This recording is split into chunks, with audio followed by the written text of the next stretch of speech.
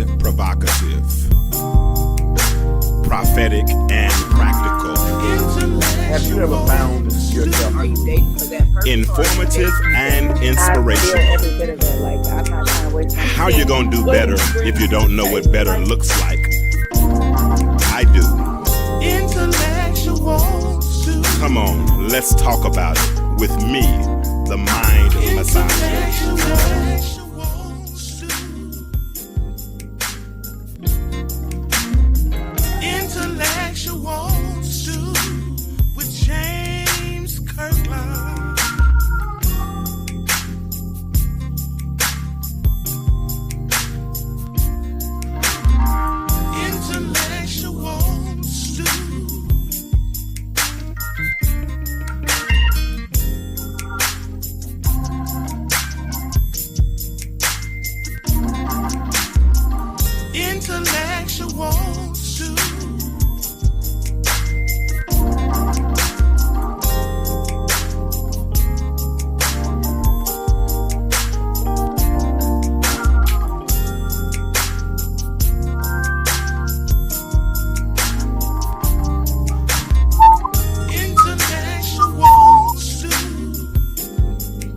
What's up? Come on in. Make sure we're good here. If you can hear me, say, put a 1 in the chat, please. I got to share it with a few people.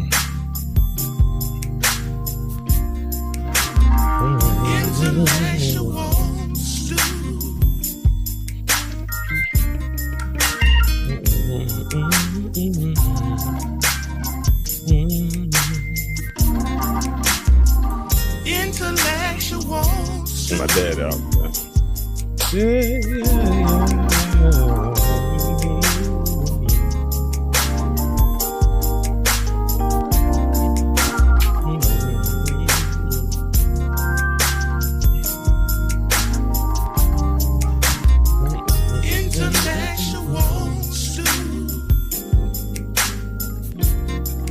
Y'all come on and share this, please. Open mic night. Time to get this thing started. I'm sharing it with a few people, so that's what I'm doing. If you haven't shared it, share it, tag somebody, let them know we're on. And hopefully we can have a productive conversation tonight.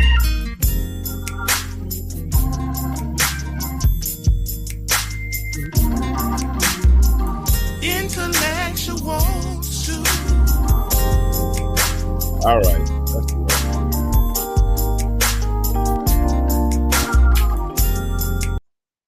All right. What's up? What it do? Time for another episode of the Intellectual Stew. Let me make sure I'm transmitting. So if you can hear me, please drop a 1. Oh, I see it. Okay, I am transmitting.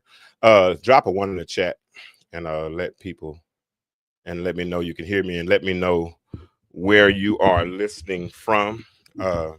Trying to get myself together. I'm probably a little discombobulated, but we're gonna work it out. We're gonna work it out tonight. It's open mic night, so I'm on whatever y'all are on, whatever y'all want to discuss, whatever y'all want to talk about. Let's do it. I'm down for it. I really don't have a big, great agenda. I have, 1 or 2 things that I think we could discuss, but I'm really on whatever y'all are on. I don't really. What's up, Greg? I don't have a whole lot of notes or anything. I don't have a lesson or anything I'm trying to teach tonight. I don't have any of that. I'm just, like I said, it's open mic night, so I'm on what y'all are on now. That's what I'm on. That's what I'm on tonight. Now, a lot of people have been on Tyler Perry's new movie, Straw. How many of y'all have seen that? If y'all have seen it, drop a 1 in the chat. If you've seen the movie Straw, drop a 1 in the chat and let me know if you have seen it already. If you've seen Straw, I saw it. I watched it. When did I watch it? I guess I watched it like last Friday or maybe Saturday morning. I think I watched it Saturday morning. I watched it before I went to work Saturday morning, and I'm gonna be honest with you. I'm gonna be brutally honest with you. That was a mistake. I shouldn't have watched. I shouldn't have watched that. before uh going to work, because I mean Tyler Perry got all kind of emotions out of me, and he got emotions out of me probably within the first 10 or 15 minutes of the movie. I mean, I was mad. I was hot. I was 38 hot. So yeah, ain't nobody seen it because ain't nobody responded. Y'all haven't seen it. Let me know if y'all have seen it. If y'all have seen it. But man, when I saw, like I said, the beginning of the movie, and I'm not gonna try to give too many, well, I probably will end up giving some of the details away. I'm sorry if I do it, and if I uh but maybe you'll get a better understanding of it. I don't know. But that movie really it messed me up. It did. I mean, and a lot of, and I ain't gonna say I'm the greatest fan of a lot of the Tyler Perry movies, because a lot of them are stereotypical, and a lot of, I'm you see some of the common stereotypes and all that. And some people even wanted to jump on this one and say that it possessed a lot of the common stereotypes, and maybe it did. But if you could watch that movie and not feel something for the young lady and what she was going through in the movie, then I don't know what to tell you. I really don't know what to tell you. But I'm just gonna be honest with you. That was tough to watch that movie, and to watch the plight of a woman and what she had to go through to be there for her daughter. I'm just kind of rambling right now, hoping some people come on. And this show will probably be as long or as short as y'all make it tonight, to be honest with you all. Because like I said, if this is open mic night, so that I'm not supposed to be doing a monologue.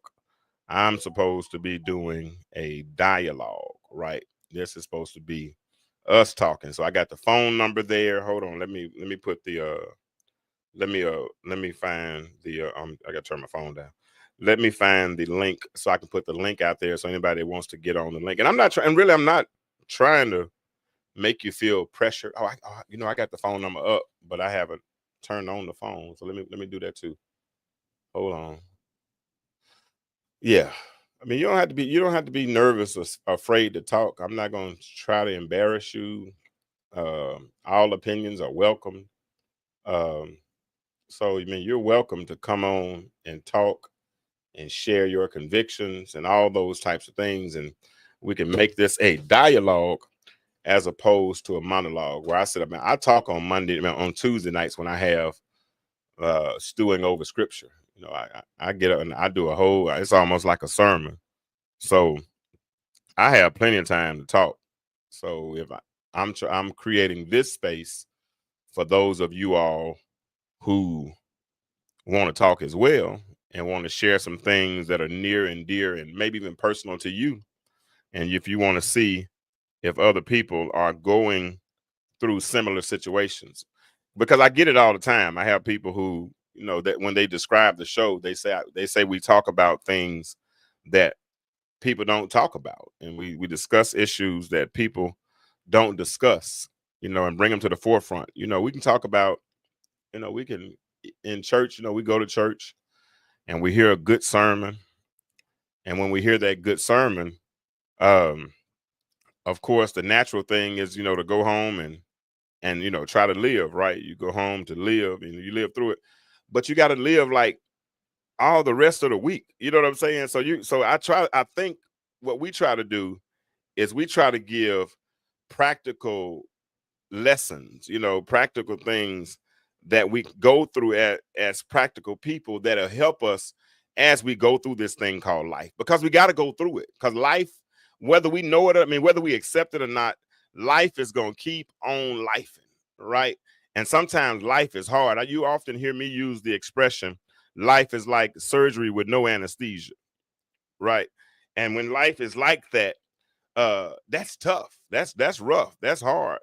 But when we learn that people are going through the same things that we go through, and then we come on here and we listen and learn how they got through it, right?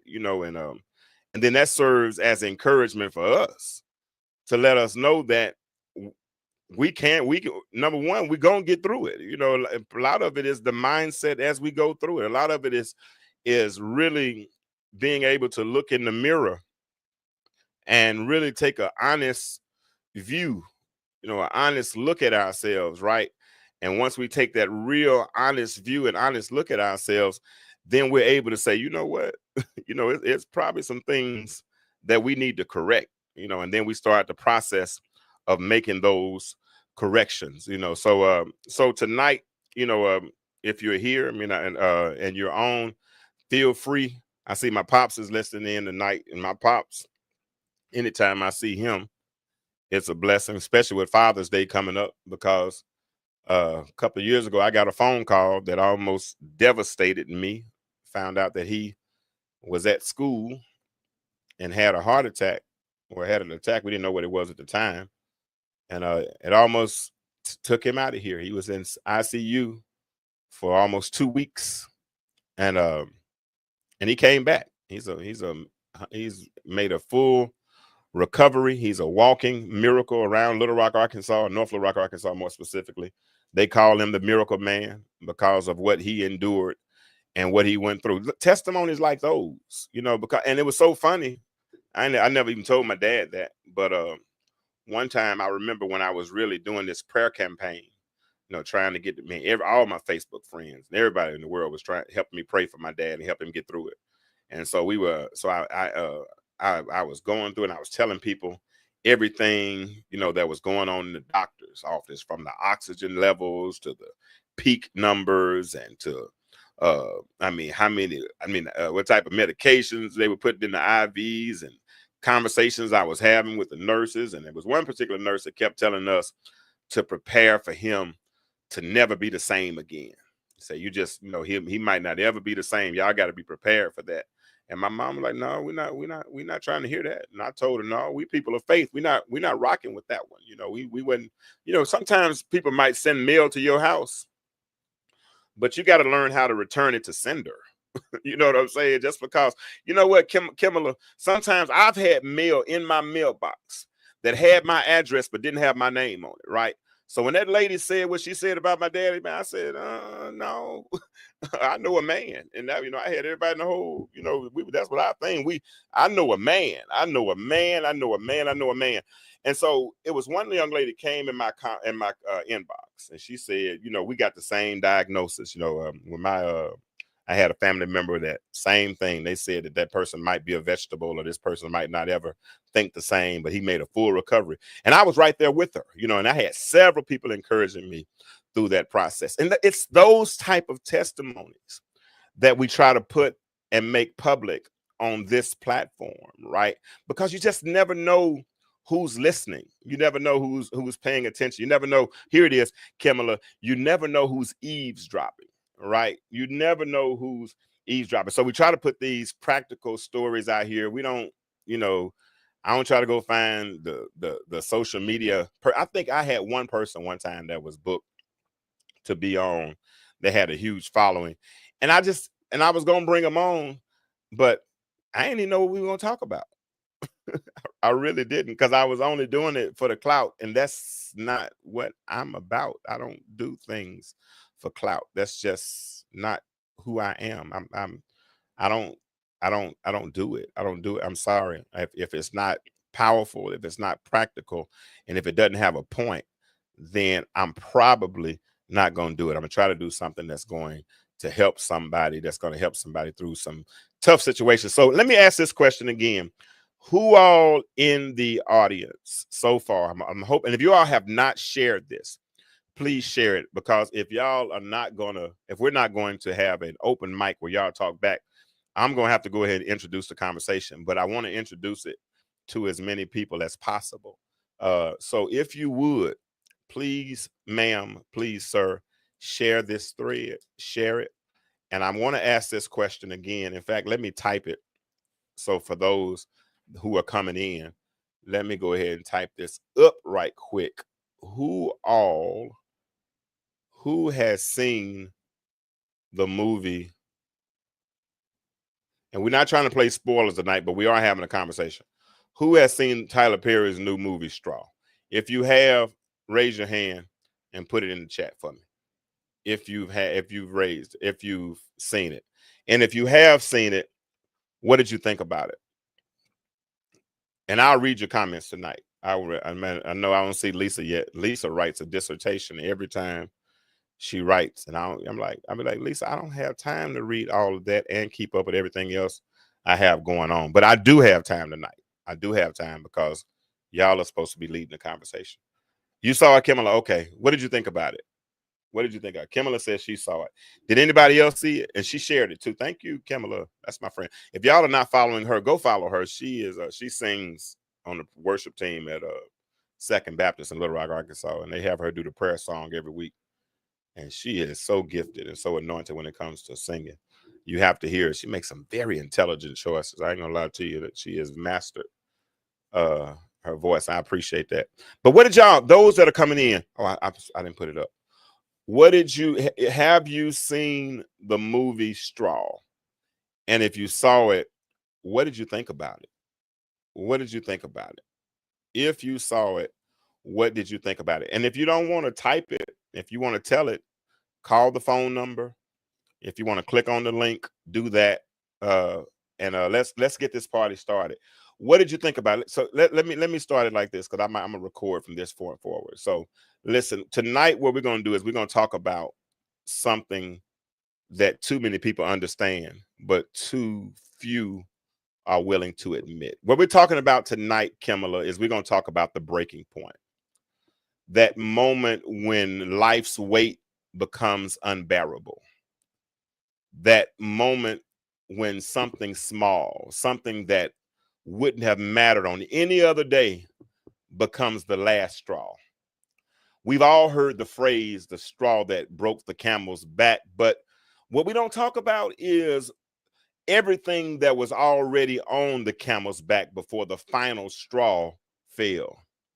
See, people don't just snap out of anywhere. They snap because they've been holding it together for far too long, smiling through pain, pushing through exhaustion, drowning in silence, and then one thing, a denied check, a rude comment, a bill they can't pay, one of those things becomes the tipping point. Let's talk about what the numbers say. The numbers say, according to the National Alliance of Mental Health, 1 in 5 adults in the U.S. experiences mental illness each year.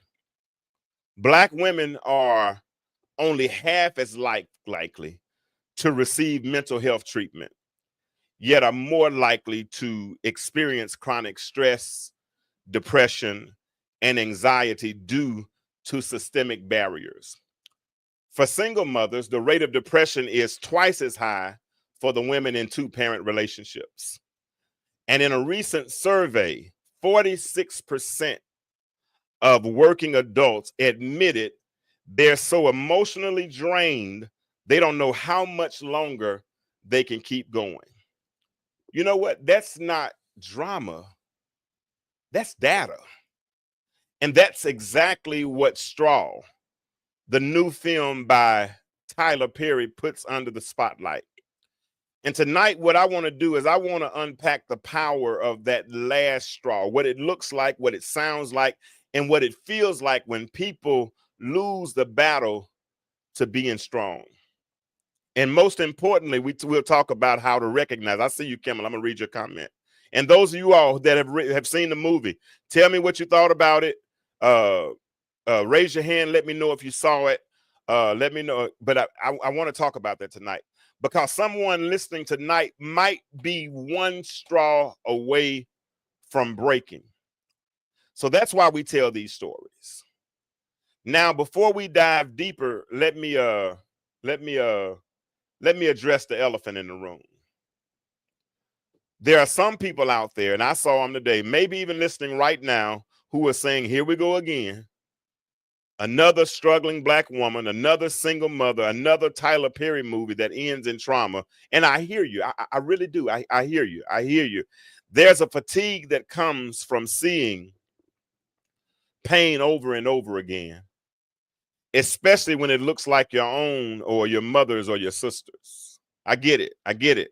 There's frustration in watching Black women portrayed as strong only because they've had to suffer. I get it. I get it. But let me gently challenge you that fatigue with a deeper truth. Let me challenge it with a deeper truth. Let me challenge. We're not telling these stories because it's the only story. We're telling them because it's still happening. Right now, in real life, there's a Janiyah walking into a bank, not to make a scene, but just to keep the lights on. And there's a woman being judged for being late to work, not knowing she was up all night with a sick child. There's a mother being investigated, not for being dangerous, but for being impoverished. And these stories are repetitive because the struggle is. And until we make room for their healing, their rest, and their redemption, these stories will keep showing up on screen because they're still playing out in real life.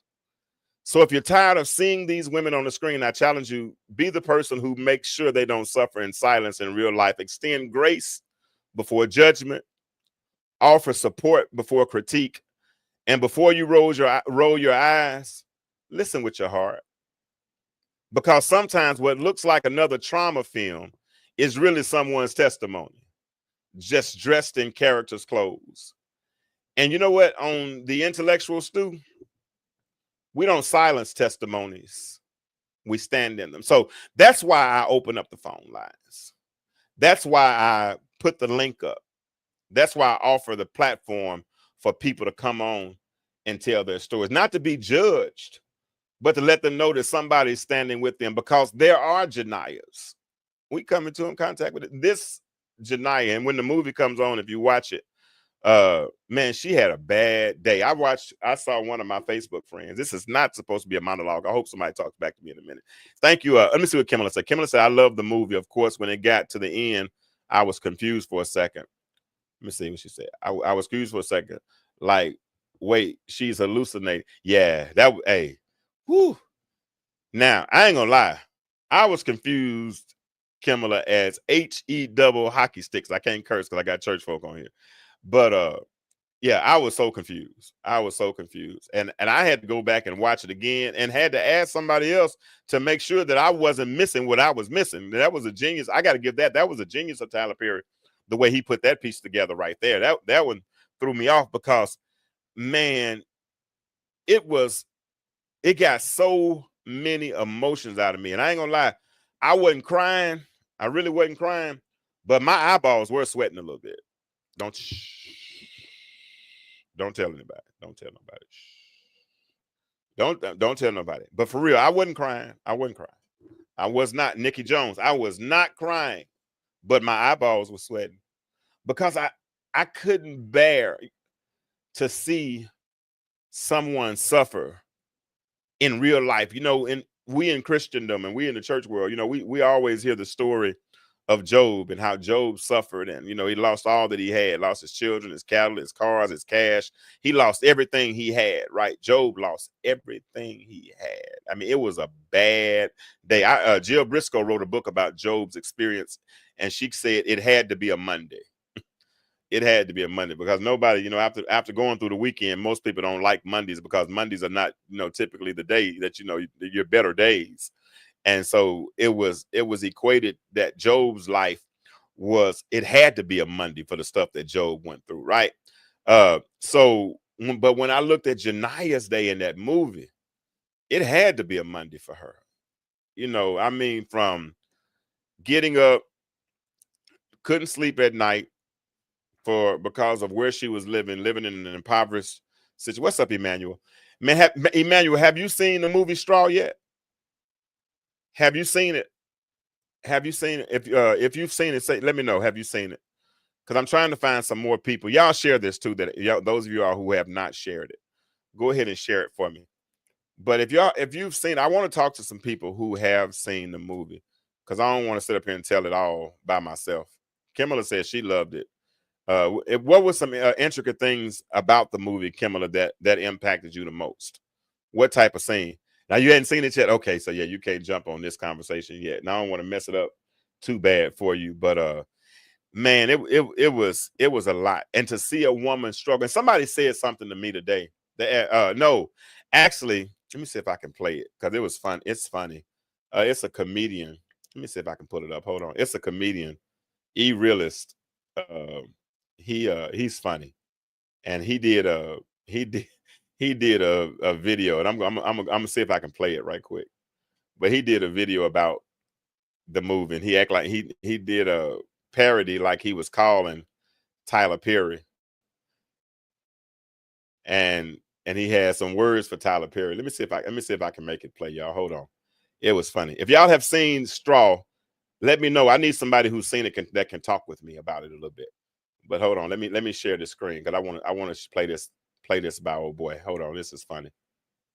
Hold on, here it is. Let me see if it plays. Please let it play. Here we go. It's, I should have had it up.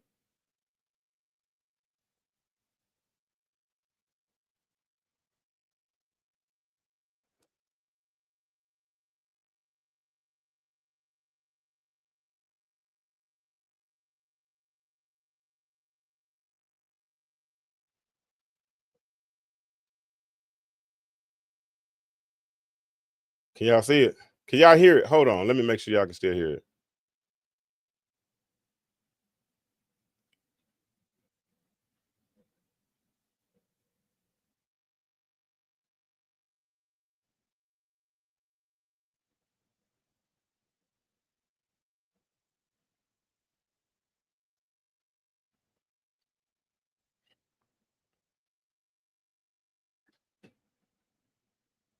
Is it playing, y'all?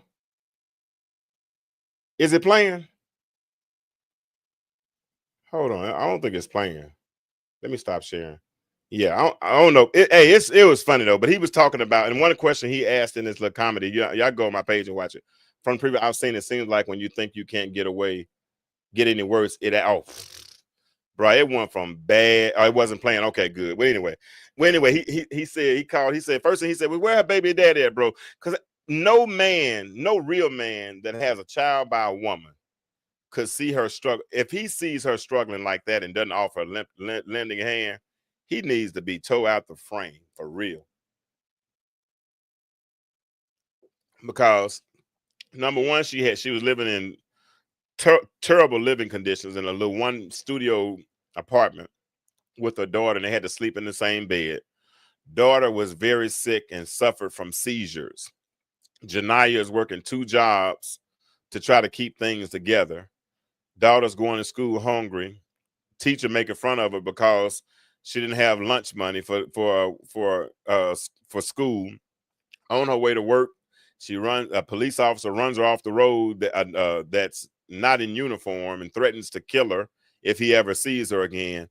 Then she goes to work and has a bad day at work. That dude from what's the name of that movie, that TV show we used to watch growing up, A Different World, the colonel or whatever his name is, he was in the movie. He was a straight butthole of a boss to her. And I mean, it just was everything that could go bad went bad. But the coup de grace, the climax came when, after all these things, somebody came in, tried to rob the place. She ended up getting a tussle with them and shooting them. Then she shot the boss because he threatened to call the police because he thought she was in on it. Then she finally got her check she was trying to get because she needed a check to pay her rent. She needed a check to make sure her daughter could eat. She needed a check to get her daughter's medicine, all these things. And then when she goes in the bank just to cash her check, a bank that she goes into all the time, even though it's policy, she goes into that bank to cash her check, and they tell her she can't cash her check because she doesn't have her ID, which we learned earlier her license was suspended. And I think the police officer might have kept. Am I right, Kimberly? Did the police officer keep the license, or she just didn't have a license? Whatever. She didn't have her ID, and they wouldn't cash a check. So here she is with what she needs, can't get it, and she can't. And she just reached her existential breaking point. And when the lady wouldn't cash a check, she pulled out a gun and she said, "Cash my check. Cash my check." And the girl got nervous and pressed the silent alarm and started putting all this money. She said, "I don't want all that money. No, put that back. Cash my check." And all of a sudden the police show up. And now she's in a situation where she's murdered two people, one in self-defense. Her daughter is at school hungry. All her stuff had gotten put out of her apartment because she didn't get the rent to him in time. And this lady won't even cash her check. And the only thing she had left was that gun that was in her purse. And she pulled it out and she put it on the counter and she said, cash my check. I don't know, somebody else on listening tonight, you might not have pulled out a gun. It might not have been in a bank, but you had a check that you needed cashed and somebody told you couldn't for whatever reason, and it made you break. You worked for it, you suffered to it, you suffered through it, you put in the hours, you did everything that you were supposed to do. But now in this moment, you have ran into a barrier, and that barrier is blocking you from the blessing that you can receive if you can just cash this check. I don't know who I'm talking to, and I might be just talking to myself because I'm not a single mother. You know, I'm thankfully my ex and I, we raised our children for the most part together, and we, you know, we co-parented well. And I feel like, and she been for a few years. I mean, I would venture to say she probably stayed longer than she wanted to stay because she didn't want to go through some of the things that so many go through having to try to do it alone, because it's not easy doing it alone. It's not easy doing this thing alone. This whole thing, to me, children they're a blessing, but man, it's work. Especially when you do it right. Now, some of us, you know, you just raise them with a template. You raise them like you raised the last one, or how you were raised, you know, and you just, it's my way or the highway, and you're gonna go by my rules, and I don't care what happens, and yada yada yada. That might be your testimony, and that might be how you do it, but everybody don't do it like that. Some people, they check out the child's characteristics and then cultivate those characteristics, allow them to choose, and then cultivate that choice, right? Though there are those who do it like that. And so Janiyah, even though her daughter was sick, and it didn't stop her from loving her daughter, not for wanting the best for her daughter, for helping her daughter succeed in whatever else she was trying to succeed in. And so she participated, she showed up, she did everything she was supposed to. And all of these things were going on, right? And then at the end of the movie, there was a twist. Was a twist, and I'm not gonna mess the twist up for you because most of you all, it seems like you haven't seen it. And so because you have not seen it, then I'm not gonna spoil it. I've told enough of the movie, and I hope I've actually made you want to see it so Tyler can get the numbers. I love to see Tyler get the numbers, because I'm not, somebody accused me of messing up the credits. I wrote a long critique about it, but I don't think I was the only one that wrote a critique about it. I've been reading critiques all weekend long about it, and like I said, some people like it, some people hate it, some people think it's the same stereotypical message that we see all the time, especially from the likes of Tyler Perry. But he's speaking to a generation, and he's speaking to a culture, and some of us, I get it, we're so far removed from our culture, you don't want to remember it, and some of that might be rooted in trauma. Some of that very well might be rooted in trauma. So, but whatever it is, yeah, go check it out. Go check it out. Go check it out. Go check it out. And if you go check it out, I believe you're gonna probably experience some of the emotions like I did, because that's exactly what I did when I looked up. And like I said, 15 minutes into the movie, I was already mad. I was hot. I'm like, this man is getting real emotions out of me. And I know that this is just a movie. I know it's just a movie, but yet and still, it was good. It was real good. I enjoyed it. And I hope more people, like I said, get a chance. And maybe if we don't talk about it tonight, maybe we'll talk about it on another night. Now, listen, I told you all that this show will be as long or as short as you all respond. So, and if we're not more people, because this is not supposed to be a monologue, and I've been talking for about 30 minutes straight. I've been talking for 30 minutes straight. So, so if you all are not, if y'all don't have anything on y'all's mind tonight, no questions, I got the link there.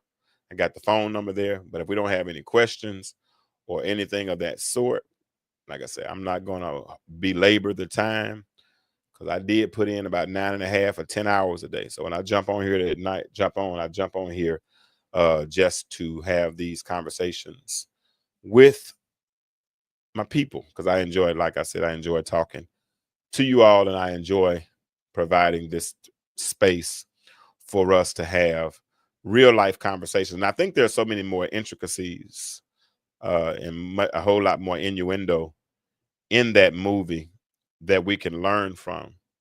But like I said, I wanted to come out in dialogue. I don't want to be the one that's going to share all of it, because so many of us, we see it and we see different things, and we relate from different places, right? I know we got Father's Day coming up, and a lot of fathers in this country, in this world, society, a lot of fathers have gotten a bad rap. Do I have somebody trying to come in and talk? If that's the case, let me see. Hold on. It says device not connected. They need to connect their cam before I can add them to the stream. If you're trying to come in and talk, you got to connect your camera if you're gonna come in. But a lot of fathers get bad raps, and I get it. I think it was a plot. I really think it was a plot. I think okay. I think it was a plot, and I could really break that plot down. I could break it down. I've done it before. But don't, don't. I think you got mothers and you have fathers. It takes two people to make a child, and I don't, and Mother's Day was a couple of weeks ago. But women, let us get this Father's Day. Can we have this one, please? Father denotes masculinity. It denotes someone who's dropped off some sperm somewhere. You can't do that. He, as deadbeat as he might be, you might not have to honor him, but you don't have to. Yeah, just enjoy Mother's Day. I mean, and you did. I'm sure you did.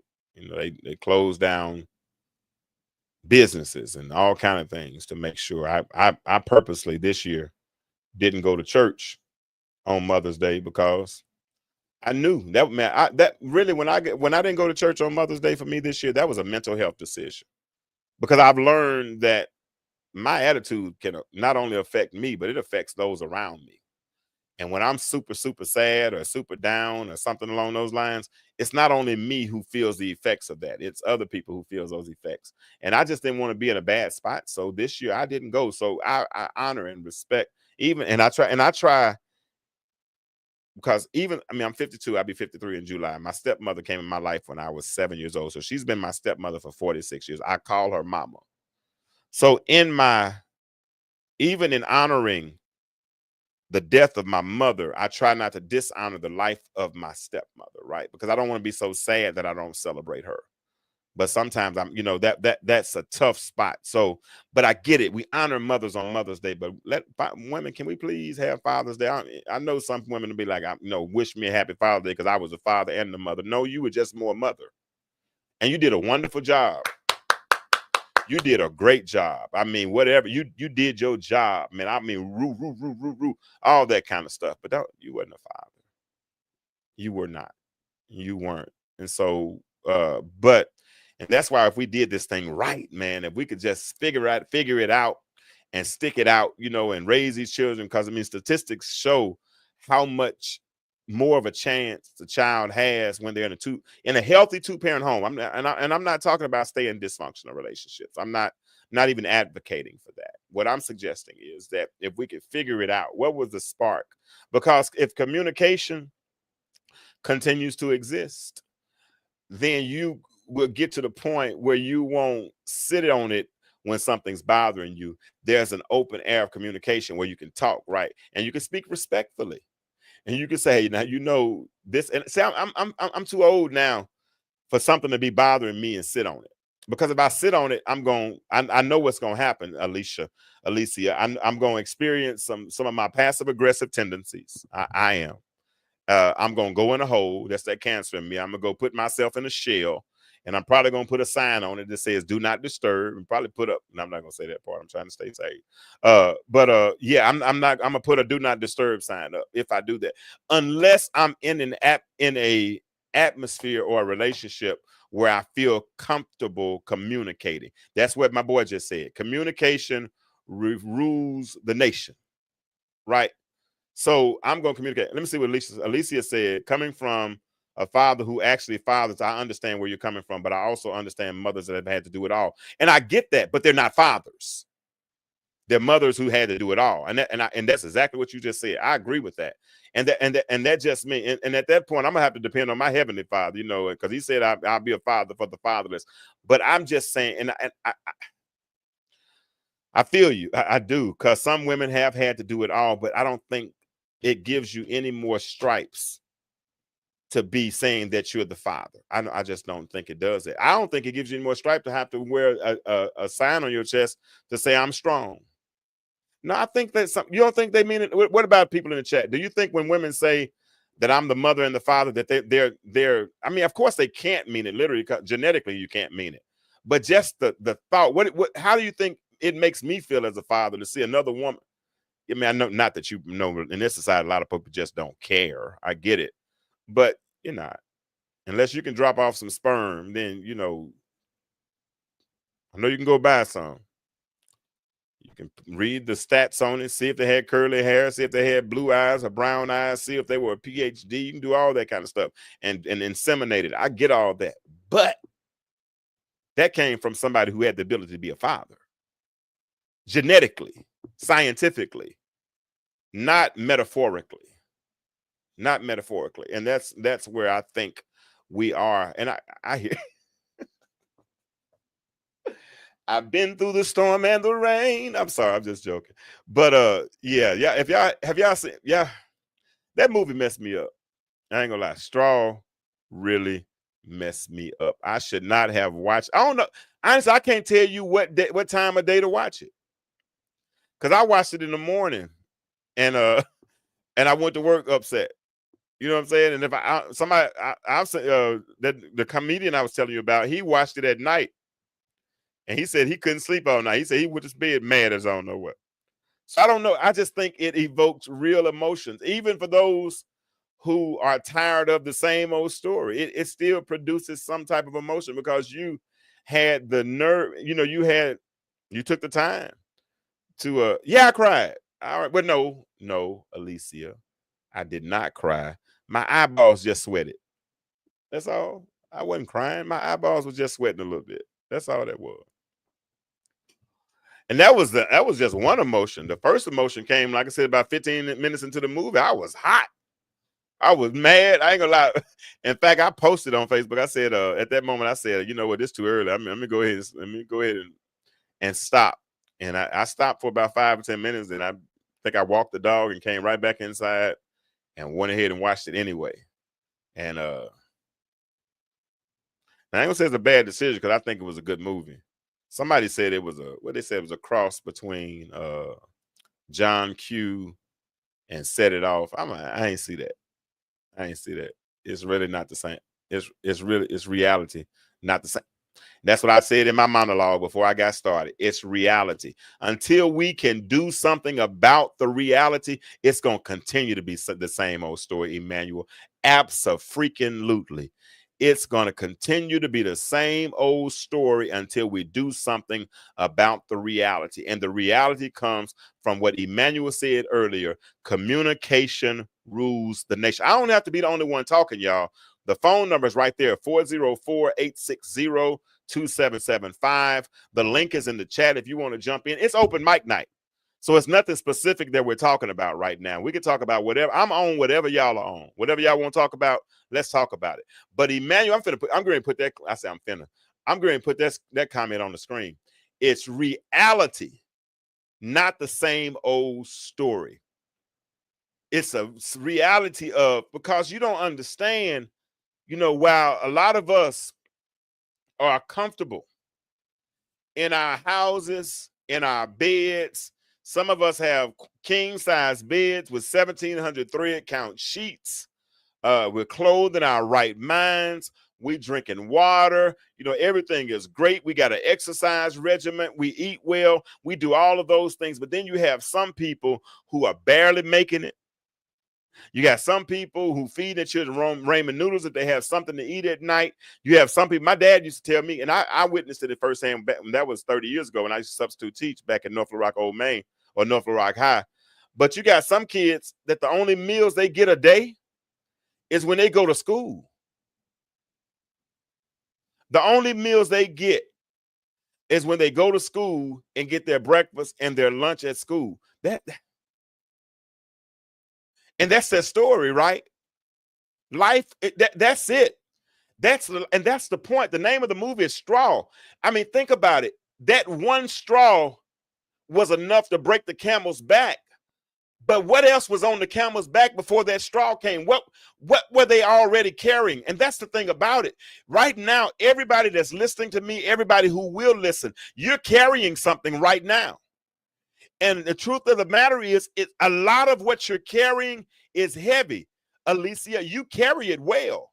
Emmanuel, you carry it well. Kimberly, you carry it well. I hear it in your song. I can hear it in the depth of your anointing. You carry it well. But if the wrong thing comes or the right thing comes, and that little straw that doesn't carry much weight is dropped at the right time, because it's not about the weight, it's the timing.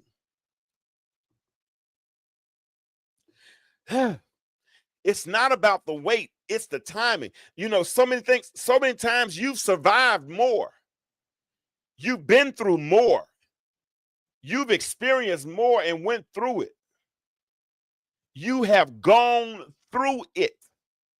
But if something hits you at the right moment, it's enough to make you experience your existential breaking point. It's enough to make you pull your hair out by its roots, to make you walk the floor all night long. It's enough to literally almost break you. No, not almost. Do it. Do it. And it'll have you at the counter of life with a check. Let me say it like this. It'll have you at the counter of life, the bank counter of life, with a check that you've done the work.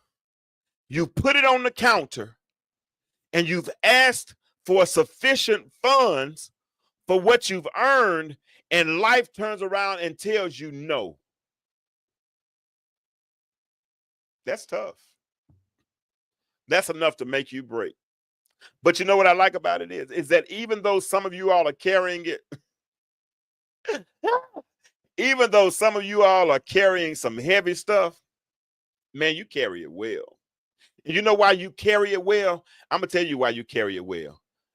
That's only if you let it break you. Absolutely, man. You don't let it break you, and here it is right here. And I was about to I was about to cut across the field and say exactly what you're saying right now. The thing about it is, the reason you carry it well, and I said it, is because you've recognized it.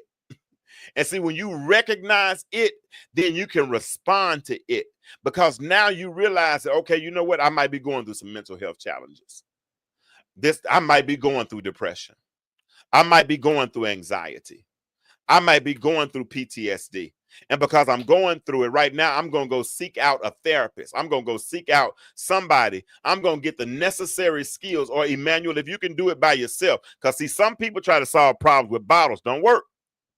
Some people try to, to smoke it out, whatever they try to do. But when you get through, when you come down from the high, when you get through with the drunk, the issue is still there. And if you don't do the work, and that's why therapists come in to try to help to fix you so that you can start to do the things, or start on the path to better, as I call it, to start thinking clearly. Because mental health, or positive mental health, is when the brain, that's right, when the brain is presented with a scenario, and in that moment, the brain makes a positive decision. because all day long we're presented with scenarios and we have to make choices. That's my daddy when I was younger. When I was like elementary age in the late 80s, early 80s. My dad worked for Southwestern Bell, and he used to go around to the different elementary schools as a part of an initiative that Southwestern Bell did called Choices. And they went into the different elementary school, and I think they talked to fifth or sixth graders. If Dad is on, he can tell me if I'm right or wrong. But I think they talked to fifth or sixth graders, and what they did was they came in the room and they talked to people about their choices, and they explained that if all choices are connected to consequences. So if you make a choice, then you can rest assured that that choice is going to come along with consequences, right? And so that's what we do in life, is we are presented with choices, and when we have positive mental health, then we make better choices. And as Emmanuel said, the first step of getting out of it is recognizing it. When you start to see yourself fading, when you see that life is getting hard. Now, some of us think that we can just put on a cape and fly like Superman. But just because you wear a cape don't mean you have superpowers. Now you do. I think all women have superpowers. So no, let me clarify. Let me quantify and clarify that statement. First, let me clarify. I'll quantify it in a minute. But I think all women have superpowers. First of all, just to be able to give birth to a baby is a miracle in and of itself. I've witnessed it on at least 3 occasions. So the miracle of childbirth, I think all women are superheroes just from that point alone. But quantifying that statement is watching how some women, I can't speak for all, how they just figure things out and how they maneuver through manure and maneuver through life's stressors with grace. Some of them do it, but at a certain point, life gets hard. And brothers or sisters or children, I don't know how many times you've ever walked in on that woman who has those superpowers, and she has the door closed, or she's standing by the stove in the corner, crying because she's trying to figure things out, but she don't want nobody else to see her shedding tears because she has to put on the face. She has to be the strength, especially if she's the only one. So I get it. I understand why you want to say Happy Father's Day to yourself, but you're still genetically, anatomically. Nah, I get it. But you're a great mother. Awesome. Awesome mother. Awesome mother. And I applaud you. But let us get this Father's Day. Let's get this Father's Day. And just imagine in the movie, if Janiyah had a good man, rent probably would have been paid because she wouldn't have had to been stressing about a check and going through what she was going through. My Lisa is. What's up, Lisa? If she had had somebody around. Life is hard. It's how we choose to do it. So let me ask you something, Emmanuel, because you're saying some good stuff. When you find yourself facing some of the hardest challenges in life, how do you respond? Because you said you recognize. Once you recognize, what's your process? Help somebody else that's listening in the chat right now. Once you recognize something that serves as a potential breaker, something that could break you, what do you do? What's your process? Is there a process that you go through? And anybody else? What because Janiyah, she went through it, and when she reached her existential breaking point and life wasn't ready to cash her check, she put the gun on the table and said, cash my check. And she said, and the thing was, she said, I don't want anything else. They were trying to give her the money because they thought she was robbing the bank. But she said, I don't want nothing. Just give me my $521. I worked for that. I earned that. Cash my check. Because I got to pay my daughter's lunch money. I got to pay my rent. I got to get my daughter's medicine. I got to get all of these things. I got to get them. And I've worked for it. I've earned it. But still, at some point, we reach that existential breaking point. Y'all help me out. It's open mic night. Y'all tell me I'm doing all the talking. I'm not supposed to be the one talking tonight. Y'all are supposed to be talking to me. How do you handle life stressors? Because Janiyah is not only the only Janiyah. There's some Alicias, there's some Lisas, there's some other single mothers that are carrying something that is so heavy that if one more ounce is placed upon you, you might break. Okay, hold on. Let's see what Emmanuel says. Let's see. He said, I think about all the other severe issues I've had, and mind over matter. I like it. He says, and you know, I'm a spiritualize a little bit if you don't mind, Emmanuel, because it's just a preacher in me. If God brought me through that, I'm just of the sneaky suspicion he'll bring me through this. And the songwriter said it like this: there's no secret what God can do, because what he's done for others, I know this is open mic night, but what he's done for others, he'll do the same for you. And that's the thing about it, is that I know that I can come out of whatever I'm in. Lisa said, I literally sit down and analyze everything. What's your process when you feel like you're at life's breaking point, or when it feels like life is trying to break you? She says, I literally sit down and analyze everything and put everything into its own slot. And if some things don't work, and I have found myself like Job, quietly listening for instruction. And that, Lisa, takes real discipline. That's what I'm saying. It takes discipline. That takes trust. That's powerful when you can sit there and really, watch this, wait on an answer while you're experiencing life's weights. While you wait, W-A-I-T, on life's answers, while you're experiencing life's W-E-I-G-H-T's weights. When you get to that point, when you can really sit down and rather than marinate in misery or saturate in sorrow, because Job, now you know, people love to bring up Job. You know, Job sat there in sackcloth and ashes, right? He was a pitiful sight. But the most pitiful sight was the three friends that were around him trying to analyze his situation. Lisa, that's why I don't want nobody around me when I'm going through stuff, because I don't have time for you to sit here and play doctor and diagnose what's going on in my life, because you're not the one going through it.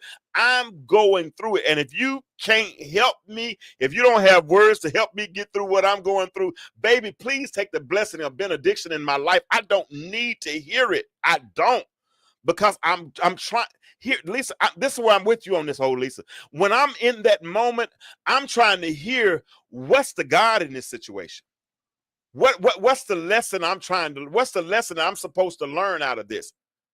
It's got to be something. There's got to be more to this, because I understand. Watch this now. I understand who I am. I'm a person of purpose. And because I'm a person of purpose in the prophetic, I've seen the end, so I know what the end looks like. And sometimes on the path or the process on my way towards purpose, I experience pain. That's what I'm going through, and I get it. But I understand that there's a lesson, there's theology, there's something that I got to learn even while going. There's a purpose for the pain. And you know what? The pain lasts longer. Let me say this right. The pain lasts as long as it takes for me to get the purpose of the pain. That's what I was trying to say. The pain lasts as long. Thank you, April King. The pain lasts as long as it takes for me to get the purpose in the pain. And can I tell you something? My pain is not only personal. Watch this, Lisa. Watch this, April. Watch this, Emmanuel. My pain is not only personal, but it's personalized. You can't feel my pain for me, and I can't feel my pain. Okay, be quiet. Calm yourself. I'm supposed to be acting right. This is just open mic night. My pain is not only personal, but it's personalized. It's got my fingerprints on it. It's got my DNA. It's all mine, man. I mean, yeah.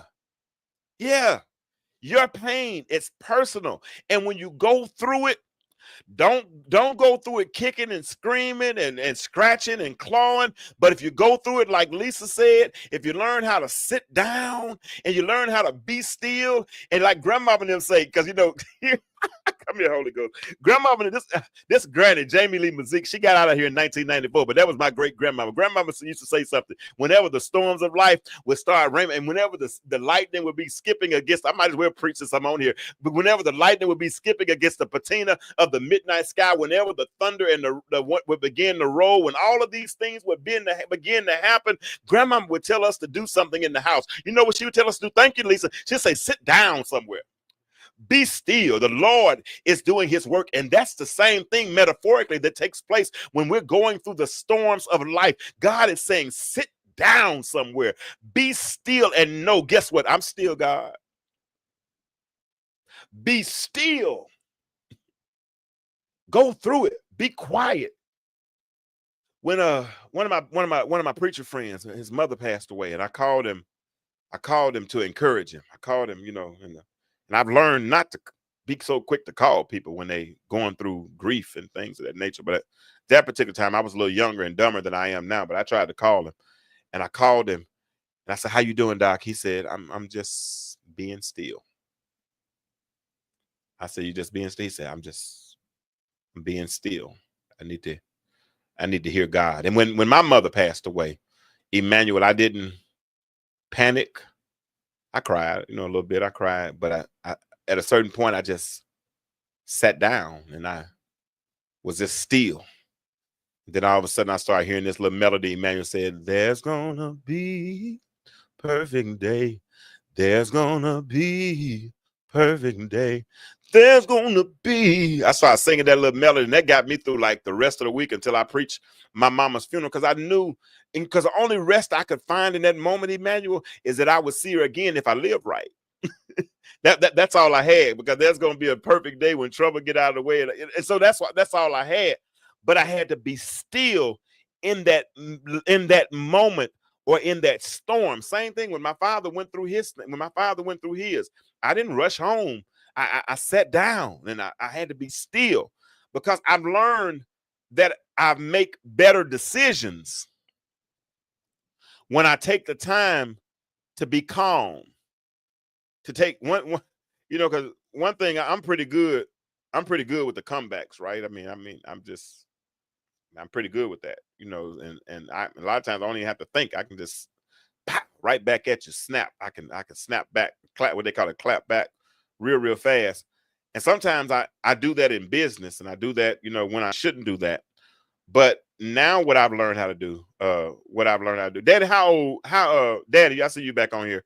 What was that? How old were the students y'all would see with choices back in the day when y'all would do choices? I think I was with the 4th or 5th graders when you were with Southwestern Bell, but they would go into those schools and teach those children, like I said, about choices and consequences. But anyway, even when my father went through his, he ain't passed, he on the thing. I'm sorry, Dad. But when he went through his heart attack, I got the phone call and I put it out, asked people to pray, and I sat down. Because honestly, man, I wanted to jump in the car and just start driving, and just hurry up and get there as quick as I could. But I sat down, and I sat down. No song came this time. It came when Mama, it came a song. I don't know why, but with Daddy, that didn't happen. With Daddy, I just sat down but I did put it on Facebook. I mean, I'm an introvert, so that's kind of what I do, and when I put it out there, all of a sudden phone calls start coming. Pastor OJ Newborn, he called. He said, "Man, when you're trying to get home to see Dad, man, I know you got to get home." He said, "I can help you out with a buddy pass." I said, "Oh, really?" He said, "Yeah." So he got me a buddy pass. The flight came.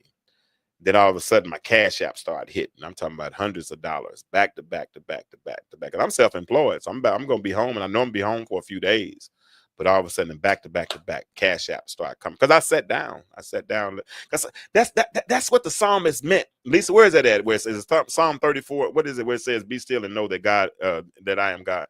But that's what it meant when he said, "Be still," because you understand that he works the night shift, right? So when you sit down, then that actually gives him the opportunity to move, right? So many times, have you ever been cleaning up or trying to do something around the house, and somebody is just always in your way, and you want to be like, "Move out the way, I'm trying to get this work done." So I think sometimes that's what God does with us.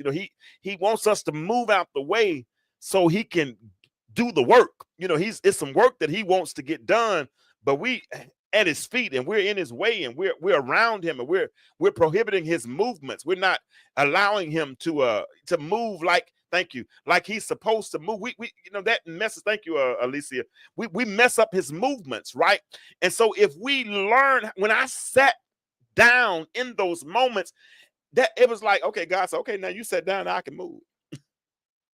And I'm talking about blessings. I mean, I got paid more. I ain't gonna say paid, but I got so much sown into me in that moment. Man, I got a flight. I mean, I don't think I rented a car that time. I didn't, but I could have. I got a flight, picked up at the airport, was able to spend time at home while my dad was going, through his ICU, and when I was going, and I stayed there for, I think, 5 days. Now, y'all do understand that 5 is a number of grace, right? I just thought I'd throw that in there parenthetically, that 5 is a number of grace. So I went home for 5 days. And on the 5th day, now probably on day 4, day 3, one of them, my mom told me that, I think he was still in his coma, but he was ready to get out of the bed. So his left foot started sliding out the bed. So they had to push it back over because he kept sliding out the bed, even though he wasn't coherent. He kept sliding. And so, and I come in and I put on some because my pop song is "Come from a Poor Family, Didn't Have Much," but I thought it was Psalm 46, but the Lord been good to me, whatever it is. But he was, and so I played it on the radio, and honestly, he turned his head that way. He was coming back. But on that 5th day, the day I was about to go home, me and one of my homegirls, we went by the hospital, and my mom was there. And I said, Daddy, I'm about to go, but I'll be back next week. Now he's under, but he does this. He nods his head. I said, did y'all see that? He said, yeah, I saw. They said, yeah, I saw it. He nodded that head. And then about 2 days later, while I'm at home, I get a phone call, and he says, "What's up, young man?" He don't really talk like that, but his voice hadn't talked in about a week. So I can understand. I was cool with a raspy throat. But he said, "What's up, young man?" And he was back. And ever since then, and then, I'm gonna tell you how good God is. When you be still, that's the way where we at tonight. When you be still, let me tell you how God moves for you. If you're still and let him move, what he did for me, Dad is on the phone, he could testify. And Lisa, you saw me, so you knew I was around. What he did for me was he hooked me up with a gig, a job, because I work contract. I used to work contract jobs. He hooked me up with a job that was 3.5 hours from Little Rock. That was in that was in Longview, Texas. And so what I would do is I would fly into Little Rock, drive to Longview, work, get off work Saturday, drive back to Little Rock, stay in Little Rock. But it allowed me. What's up, Ulysses? What's up, UR3? Is that right? You are whatever. I forgot. But that's up, Ulysses. I don't know if I said it right. But it allowed me, and you know what? It allowed me to be closer to my father after that ordeal took place. And more than anything, it allowed me to witness a miracle.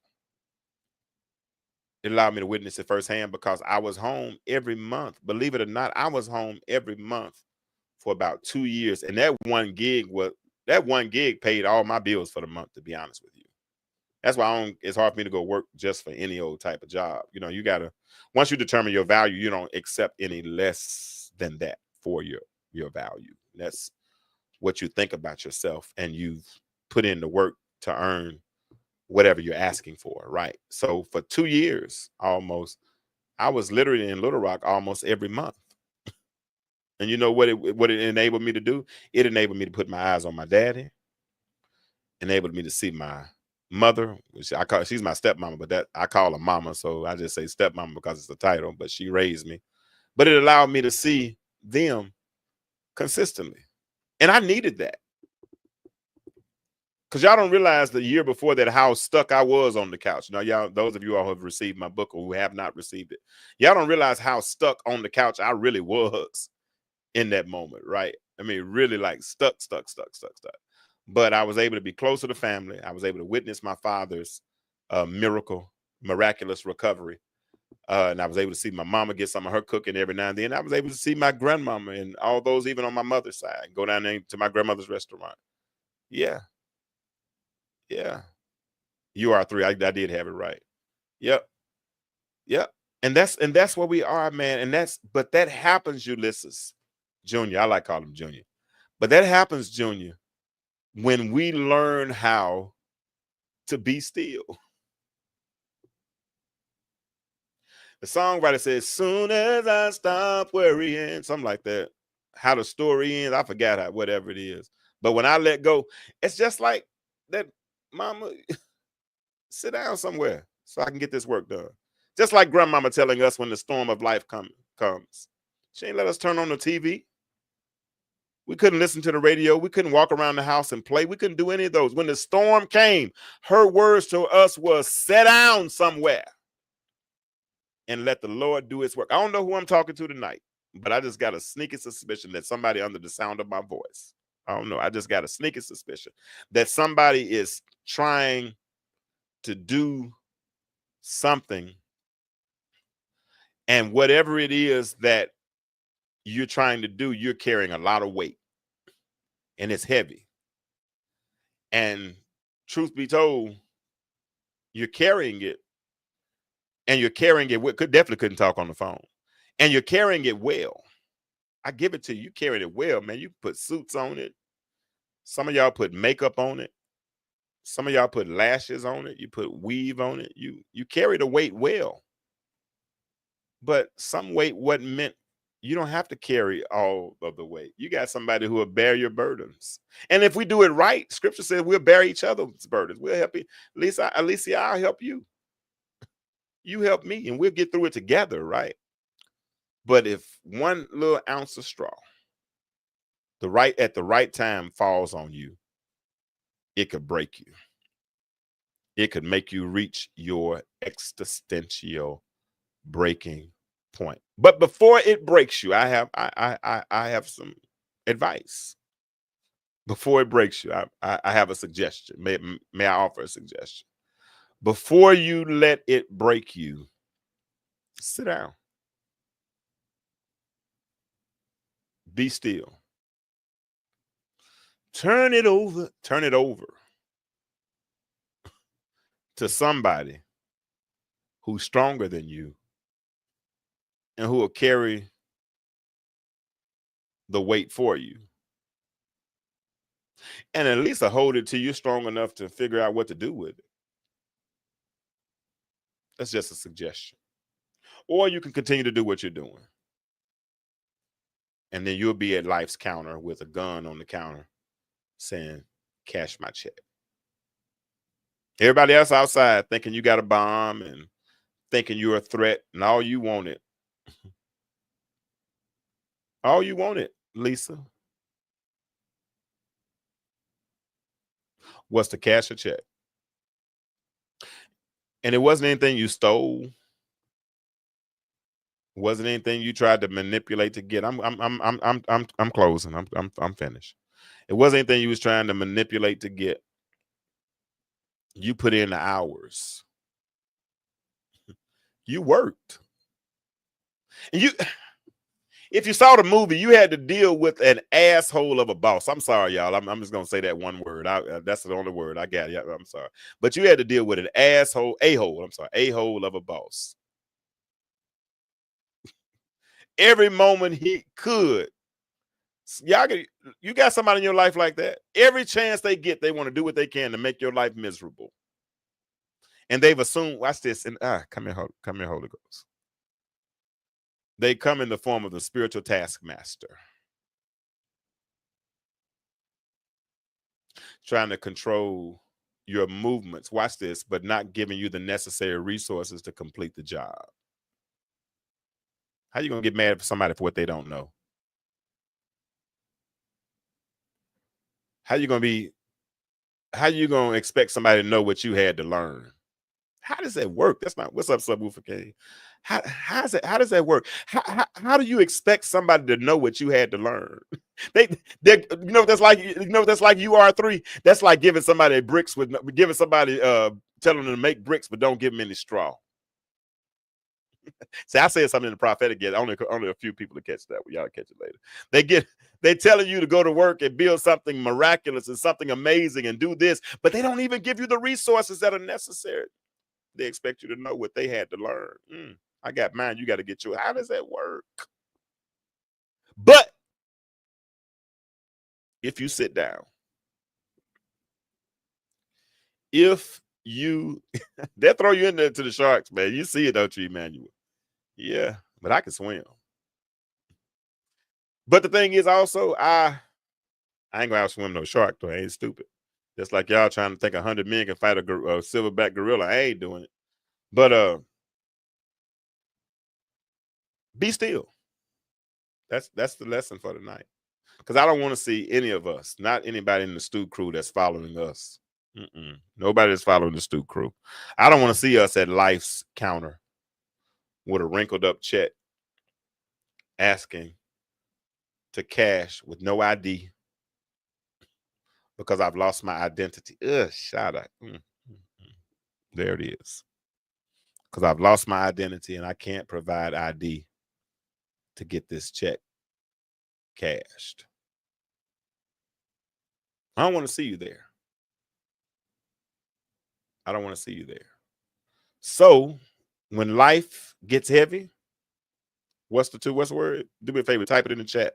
When life gets heavy, type it in the chat. Say sit down, sit down, sit down, sit down. Or say be still. Whatever. What are you gonna do when life gets heavy? I'm gonna sit. I'm gonna do what my grandmama said to do. When the storm comes, I'm gonna sit down. She didn't say sit down. She said sit down somewhere. And you know what we did? We sat down because grandmama had a stick. It was a switch, but she said it was a switch, but that was a stick.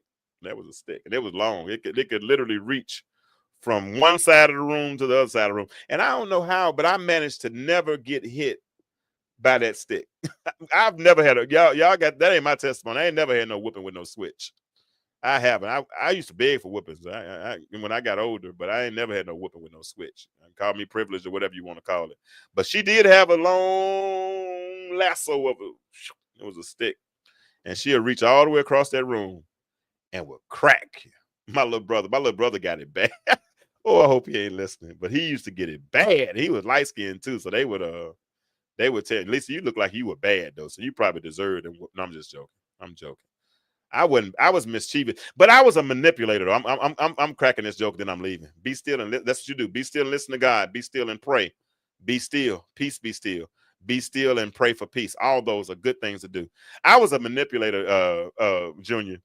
So if I was at Granny's house, that's Jamie Lee Mazik. If I was at Granny's house and Granny was about to get me, I knew how to call 766-4251. That was my other grandmother's phone number.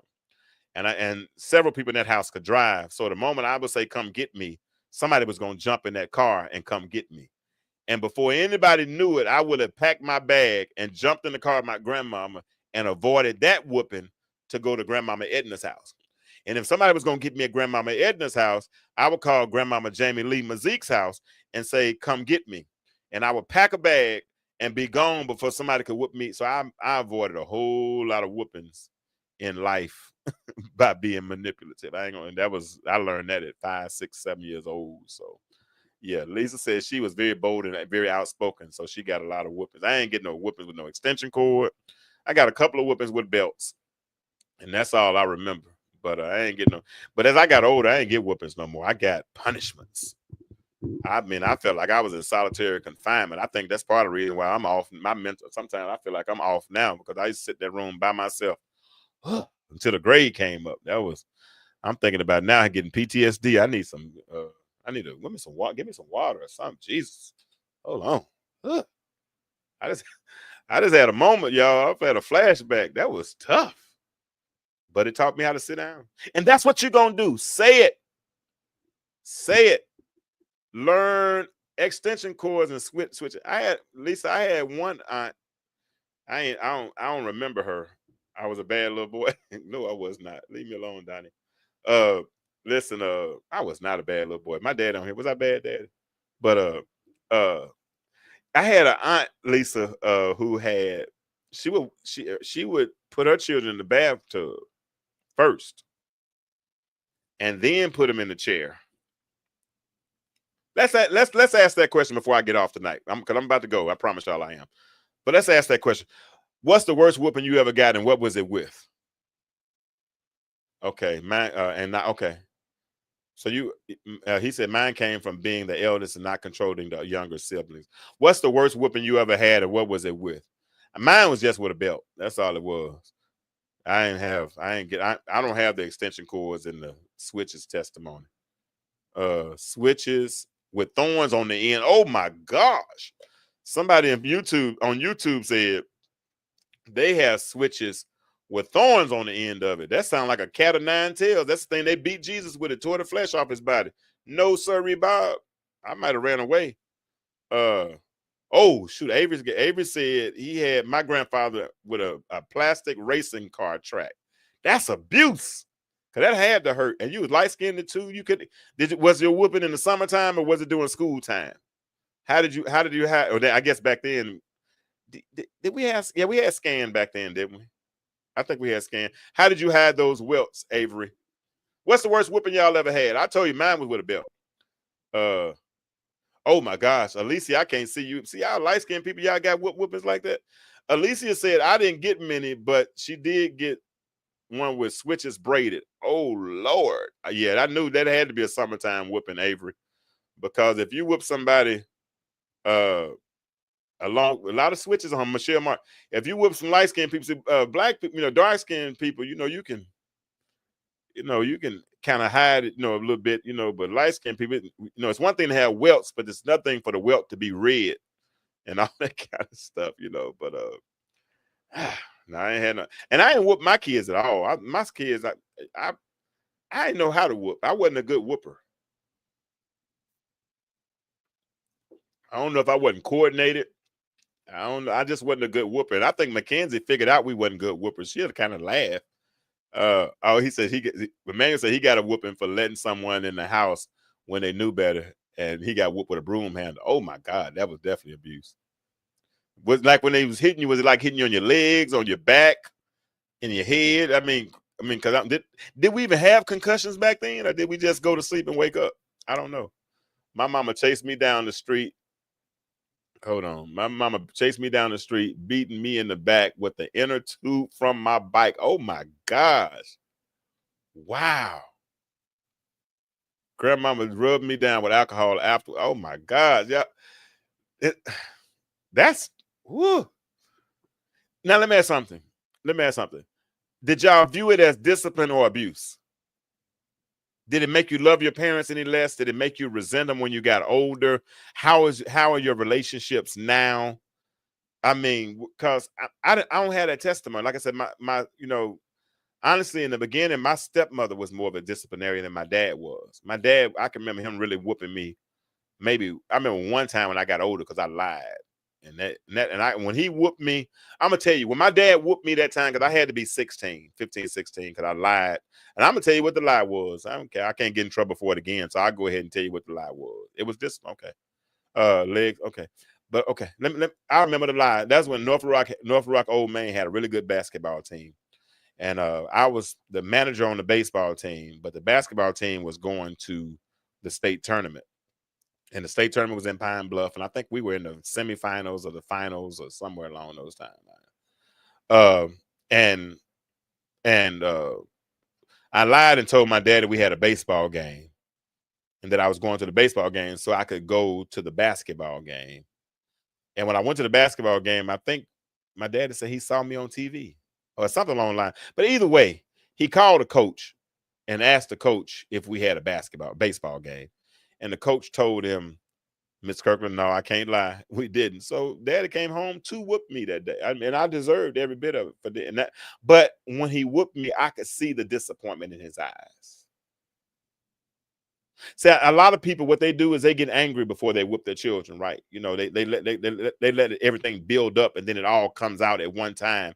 And then all of a sudden, discipline and abuse look real close, right? Because it's not in the moment. It's not, I don't know, maybe I'm saying that wrong, but I can see the hurt in his eyes, because when you're really disciplining somebody, it's disappointment, it's correction, it's pain. It ought to hurt you as much as it hurts the child. If it's fun beating your child, then you probably need to go get some therapy and go pick on somebody your own size. If you're taking out your own frustration on them, you probably need to go get some therapy. And probably some of the things our parents did to us, they probably needed some therapy. Probably other ways to handle those things, but you survived. At least, yeah.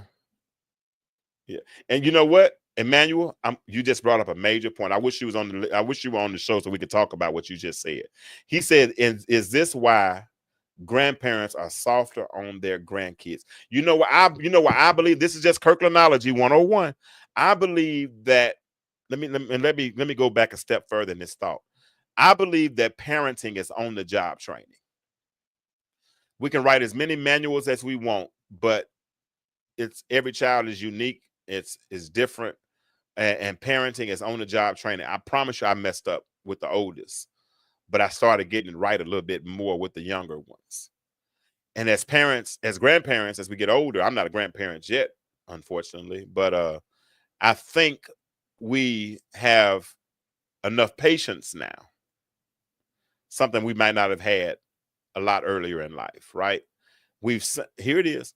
We've seen the error of our way. Yes, there's a handbook. Of course, the Bible. I know that's the handbook, but I'm talking, and if I get it, but if we look at Barna and Associates numbers, only 1 in 8 people in the world go to church. So that means even less than that read the Bible. So I get it, and I understand that.